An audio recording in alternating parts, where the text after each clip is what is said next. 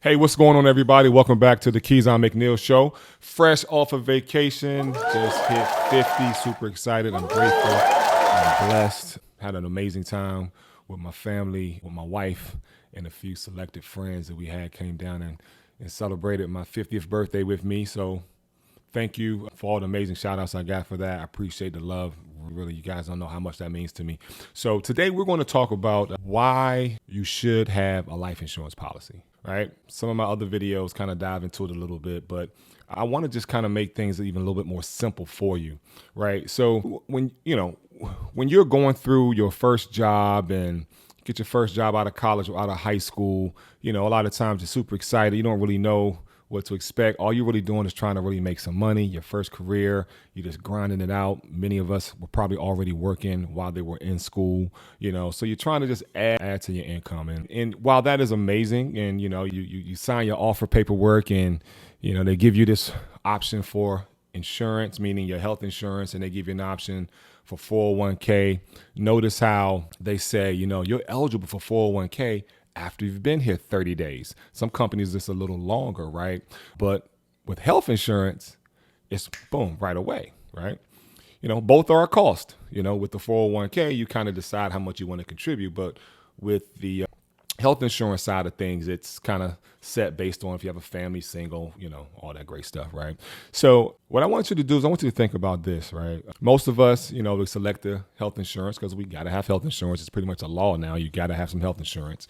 But what I want you to think about is, why is it that, we sign up for health insurance and we have our health insurance plan, and then in 30 days or so, depending on the company you work with, they'll invite you into the 401k program, right?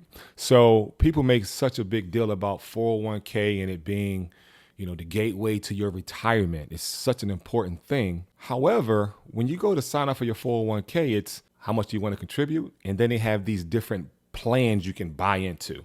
So they make it so easy for you to select. I want to be very moderate. I want to be moderately aggressive, and I want to be aggressive. And that's just basically deciding how hard you want to go in terms of going into the market. But that's it.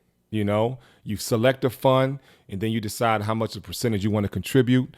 They dangle that little carrot over your head and say, we also are going to match a certain percentage. So it's making you feel like you're getting something for nothing because it's this match, right? But newsflash, that match really is not what you think it is, right? The companies are being credited, by the government, for one, to do these matches. And it's all pre-taxed money. So they're going to get their money back. The government's going to get their money back down the line. This is just a carrot they give these companies to dangle over you. So what? So more people get a 401k. Now, let me preface this with, I am not against having a 401k. So don't come for me. What I am saying is you should diversify, period. You should definitely diversify. And what I mean by that, for those that may not understand what diversification is maybe have a few nuggets in different places. Maybe some of it is in an annuity. Maybe some of it is in your 401k. Maybe you get a Roth, or maybe a cash value insurance policy. So that way, as you build, you have nuggets and money, in this example, in different areas working for you, right? But then as we go back to the health insurance, you're signing up for your health insurance. Okay, you have health insurance. And then the company tells you, we also give you free life insurance. Newsflash, nothing's free, and you're usually automatically covered for the free life insurance, whether you want it or not. But there's another box in there that'll say you can buy additional life insurance, usually 1 time, 2 times your salary. I'm sure you all know what I mean by that. And even then, if something were to happen to you, unfortunately, you were to pass on, those group life insurance plans is what they're called. They have contingencies. Sometimes it has to be a catastrophic injury. It has to be like an accidental death. It can't just be like you died and here's the money. It doesn't work like that. But of course, they don't tell you that. However, it is listed in that fine print, the small, tiny fine print that you should really be paying attention to. If you ask the questions about that, you will get all the answers like, no, you have to die this way, or it's only effective if this or so happens, right? So throw that out the door, right? So if you are going to buy some extra life insurance through your job, or you're considering it, or you've already done it and you're paying an extra $17 a month or $10 a month, they make it very inexpensive, first of all. So it's almost hard to say no, right? What I recommend you do is go get some outside life insurance coverage, okay? At least $50,000, maybe $100,000, depending on your situation with your income and your family, et cetera. But if you want to keep something kind of like in the same price range, you want to kind of go get some outside insurance. I would say start at $25,000 with a whole life policy or some type of index universal policy. I'm not saying get term. You can get term as well. Maybe you get a term policy for another 20 years. But the reason I don't recommend term in this example is because we want something that's going to go on for the rest of your life, because you're going to probably work well into your 50s, 60s, and things of that nature, right? So you want to have something that as you get older, you don't have to worry about trying to pay this absorbent cost.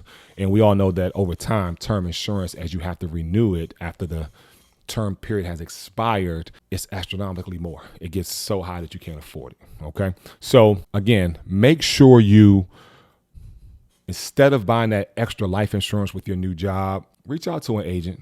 Reach out to me. Hey, I'm right here. Reach out to me. You can hit me on the inbox. There's a link in the bio. Set up a meeting and just get some general life insurance. It could be $50,000, as little as $25,000 if you're considering getting life insurance at your job, right? I'm not talking about the free insurance that they give you that's not going to pay out anyway. I'm talking about that extra 1 times your death, 2 times your salary insurance that they dangle in front of you. You know what I'm talking about? Reach out to an agent, preferably me, right? I'm working in all 50 states. So I can help you make sure you get some coverage. Again, we don't have to go into cash value and all those things. But what we can do is do a needs analysis and kind of see where you are financially and where you are with some of your other responsibilities. And let's make the right decision to get maybe the right insurance coverage. And at the end of the day, if you just really want something in place in case the inevitable happens, we can get some basic life insurance. Everyone should have life insurance. Everyone. It's not even negotiable. I mean, we have insurance on our cell phones, right? We have renter's insurance, right? In case you guys are renting an apartment or house and something happens, you want things covered, right? We also have homeowners insurance. It's a law to have that. So you have that. You have auto insurance. It's a law. But it's so interesting that people don't have life insurance. The most important thing in the world is you. And it's not about you passing away and leaving people this absorbent amount of money. That's not what we're talking about. It's about you having coverage on yourself in case something happens to you, that people can bury you. Your loved ones can bury you without having to worry about the financial burden of going out here trying to start a GoFundMe account. Like, a GoFundMe account is not for life insurance. It's not for burying people. We got to get out of that mindset. And I'm talking to my fellas now. We got to get out of this mindset of, I'm not leaving my wife no money so she can go spend it with someone else. Man, stop thinking like that. A lot of us have children. A lot of us some of us don't have children, but we have people we're responsible for. And maybe it's just you and your spouse or what have you. Or maybe it's just even you. But when you pass on, there are loved ones that are going to, 1, miss you. They're going to miss you. But 2, someone's going to be left with the burden of taking care of your funeral costs. The average funeral costs about $9,500 to $10,000 right now. And at one point, people were, you could get cremated. And I remember it was as little as $850. Now to get cremated, that's $2,500, right? You got to pay for a death certificate. You got to do all these things that happen as you settle the estate when you pass on. So please reach out to an agent. Maybe you have a family friend. Maybe you have a good colleague that knows and understands the life insurance business, and they're not just out here trying to make a commission off you and sell you something so they make this high commission because they're just, selling insurance right now. It's not really something there that they are really serious about doing and making sure that they do the right thing with their clients. Reach out to me, do a needs analysis. We'd love to help you out and make sure that you're covered adequately and make sure that you have the right coverage. Most importantly, the right coverage is so important, and you don't have to spend hundreds of dollars. I'm not talking about building generational wealth and cash value and all that stuff. I'm not talking about those great things. I'm not even talking about using it to get out of debt. I'm talking about general life insurance in the event something happens to you. All right. That is something that I'm super passionate about. I've seen the impact of life insurance since I've been selling life insurance since 2008. It's something I started doing because I saw the impact of life insurance when my father passed. And I didn't have to worry. We didn't have to worry about how we're going to bury my dad, my mom and I. We didn't have to worry about those things. It was taken care of. So we could grieve. My mom could grieve, and I could handle the other business. One thing we didn't have to worry about was how are we going to bury my dad. But out of 10 people, 8 have to worry about that. 8 have to go start a GoFundMe. See, when someone passes away, and they're in a hospital and they pass away, you got to go get the body. That's going to cost you about $700 now. Then you got to order death certificates. You're going to need more than one copy in most cases. And people out there who have dealt with that or have been an executive in their state, they understand exactly what I'm talking about. But with life insurance, it takes the worry of having to deal with that at least, right? And in most cases, if you're adequately insured, meaning you have the right amount of insurance based on your salary, I tend to believe that you should have 10 times your salary in life insurance. Now, it doesn't have to be with one policy. It can be a combination of term insurance and a combination of a whole life and IUL insurance. It doesn't have to be just one policy. See, when you're dealing with an agent that knows what they're doing, me, I'm going to make sure that you're adequately insured, right? So, and it doesn't have to cost you an arm and a leg, but it should be the number one thing on your list right now for this year. If you don't have insurance, and even if you do have insurance, reach out to me. Let's make sure that your current coverage is the right coverage for you. Let's make sure that you know exactly what you bought, right? Because a lot of us, we get these insurance policies because my homegirl sells insurance, or my boy, he's selling insurance. I was kind of supporting him. Good job, but you don't know what he sold you. You're just supporting your colleague, your friend, your family, and you don't know what you have. And meanwhile, they could have sold you a policy unknowingly, not the right type of coverage, because maybe they were just getting trained up. And the person that was training them wants them to get the biggest commission. Why? So they can keep them excited about selling insurance so they can go make more money for the company. See, I've never had that problem. In the agency that I work with, I'm not captive, meaning I'm not married to one particular agency. I give my clients the right type of insurance. If it's term in this situation, it's going to be term. If it's whole life, if it's IU, get away from dealing with agents who can only offer you one type of coverage, i.e. buy term, invest the difference. Man, get out of here with that. Nothing wrong with it, but it's kind of like when you go out here, go shopping to buy some shoes, and all they got is red. You might not want red shoes, or red shoes may not be the right shoe for you. Maybe you want to look at some blue shoes, some green shoes, black shoes, whatever, right? So why would you just settle in that regard, right? So, and not to pick on buy term, invest the difference, but it is what it is, man. Prove me wrong. It is what it is. Do I sell term? Absolutely.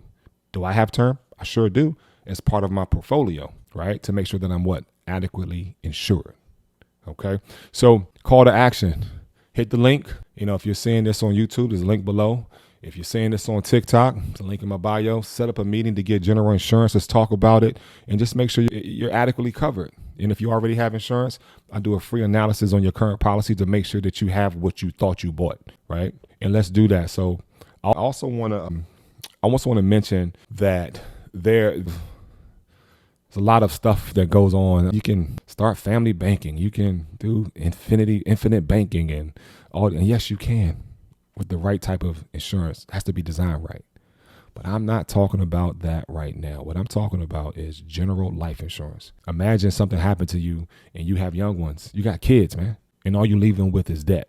You leave your wife or your husband with debt. So you die, you put them in a worse position than they were before you passed away. When you could very simply have an opportunity just by having some general life insurance, just life insurance, to make that process a little better for them. Stop waiting. Get adequately insured today.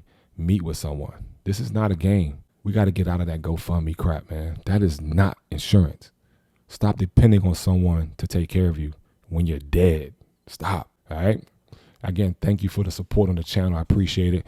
Man, we're approaching 20,000 subscribers on YouTube. Man, I'm blessed. I never started this channel to make money. I started it to share information on career and financial hacks. And it's taken me to almost 20K followers and subscribers. So I really appreciate the support. Again, thank you for the birthday shout outs. And we're going to keep getting to it. I'm going to keep spitting that real information to you. If you have questions, reach out, comments. I love them. All that good, bad, and different. Let's talk about it. I'll see you guys on the next episode. Peace.